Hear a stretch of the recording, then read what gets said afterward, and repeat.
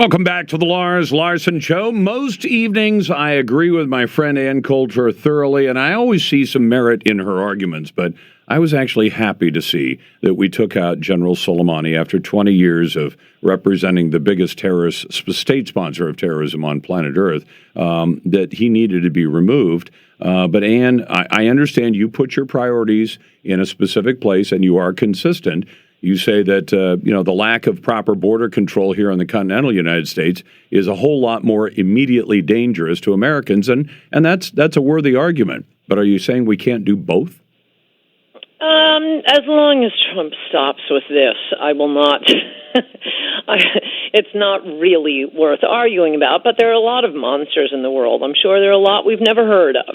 Really, really horrible people, and none of them pose a threat to the hair on a single American's head in the United States. I mean, the only Americans Iran or any of these Middle East countries are killing are the ones we send over there. As I say in the column, no Iranian has killed an American on U.S. soil. It's only in the Middle East. So why is the solution to this always to get our best, strongest, youngest, most valuable Americans and, hey, let's ship them off to the Middle East? Can we keep them here and concentrate on the problem that is leading to, like I say, by very conservative estimate, 30,000 killings of Americans here in America every year? I mean, it's crazy how By the way, tell people you're referring to drug overdoses, to drunk driving deaths, to all of the things that are directly cartel murders, all of it. Yeah, all of it. The Kate Steinleys, there's some mass shootings in there. I mean, it just seems to me national security ought to bear some relation to keeping Americans alive.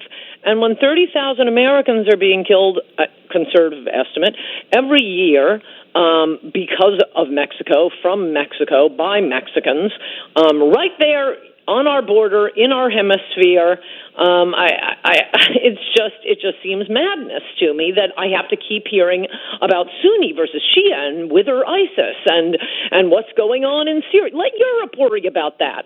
European newspapers and their cable news, assuming they have cable news, I am sure are not bristling with information about wither Mexico and the Central American crisis. Should we send troops to the southern border of America?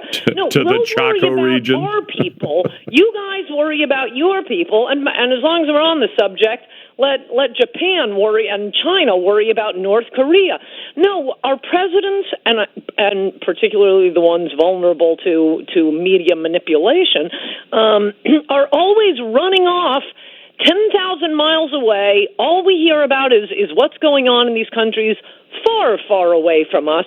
Let's start by cleaning up our own country. So, I mean, this is why the title of my column was Fox News and CNN Report on the Rise of Hitler, because I was imagining if we had these cable networks, and I might add, most of the American media operating in Europe in the 1920s and 30s, what irrelevant subjects they would be pontificating about, getting Americans involved, liberals on one side, conservatives on the other, attacking one another's news coverage for, pointless little conflicts in Latin America as Hitler comes to power, as he invades Czechoslovakia. That was the most entertaining part of the column. So if you'd been writing a couple of hundred years ago, you'd have told old Tom Jefferson, do not send the United States Marines after the Barbary pirates. No, they were interfering with our trade routes. They were killing Americans. No. And the reach of some of the people in that same region, which has been a problem for basically all of human history, hasn't it? Very troublesome. Yeah, very troublesome. So stay out and don't let them in. Stay out and don't let them in. The problem is the reach of those people is a lot farther today technologically than it was 200 years ago, and they were still a problem 200 years ago. Are they not a greater potential problem that we can't afford to ignore today? Just like I agree with you, we can't afford to ignore our border. But I think we're a big enough, rich enough country to be able to do both, aren't we? Well, you'd think so, but one hasn't gotten done for 30 years. We fought two massive wars on the other side of the globe. Thousands of our best Americans were sacrificed, trillions of dollars, and that was because 19 immigrants killed 3,000 Americans 20 years ago. American servicemen and women are still dying to avenge that mass murder.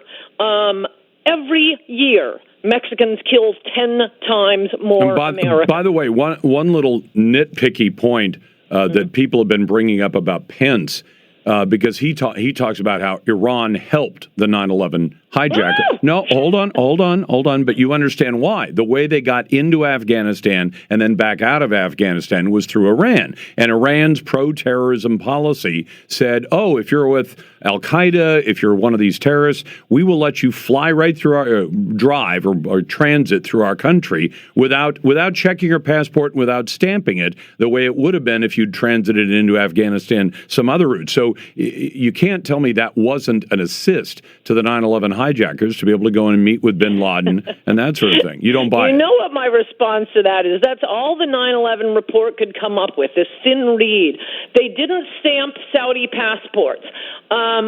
And then that was not all of them. That was a handful of the 19 hijackers. And then all 19 hijackers showed up at U.S. Customs at JFK, and we said, welcome. Exactly. And then they went down to Florida, and 13 of the 19 got Florida driver's licenses. But I agree with all of that. And, I've talked about that endlessly, about the problems here. But why were they avoiding the Saudi stamps on their passports? Because they knew when they came into the United States, that Saudi stamp or the Iranian stamp on a passport, if they had transited through Iran had stamped their passports, might have set off some alarm bells. Maybe not back in those days, but it should have. It was really just so they could travel around the Middle East. I mean, nobody wanted Al-Qaeda coming into their country.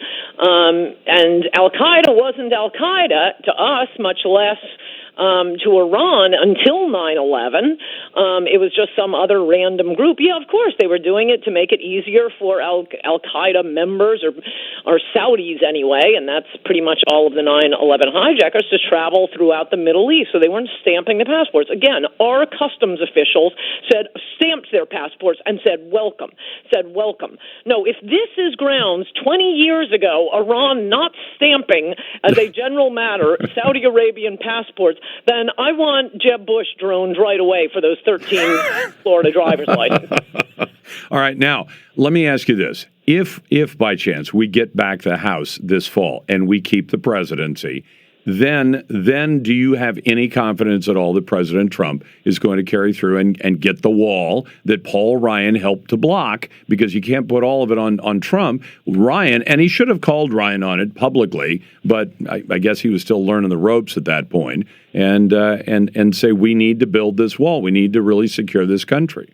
You're very forgiving. Also, I'm not forgiving. I don't see the prospect in anybody else in American politics to even have a shot at it. He's never needed Congress to build the wall. Weirdly enough, though, this is not an argument for ever in your life voting for a Democrat. That party has gone insane.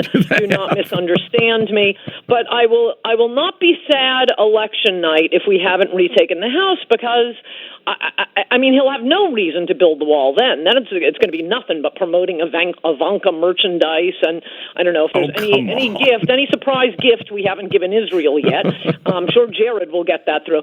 The only thing second term we can get to get Trump to keep his promises is the absolute blinding hatred of the Democrats. They will never stop trying to impeach him, and as long as he needs his base, there's some hope we get that wall. Well, he doesn't need his base the day after Election Day this year, does he? Nobody will to block impeachment. Okay, to block impeachment, right. to avoid retaking either the House or the Senate. That's what I've been worried about all this time. If he's not going to build it when he needs our votes, what are the odds he's going to build it when he doesn't need our votes? Well, what kind of calmed me about this is how hysterical the Democrats are, and the media. They're never going to stop, Lars. They will not stop. They will impeach him over and over and over again. We're going to be hearing about Russian collusion until he's out of office, whether that's a year from now or 5 5 years from now. Sadly, I think you're probably right about that. Her column is a must-read. It's CNN and Fox News report on the rise of Hitler, and it is a great column as usual. Glad to have you with me on a Wednesday evening. 866-439-5277. Coming up, if you were to just listen to the Democrat 2020 candidates, you'd think anybody in the middle class is headed for the poorhouse.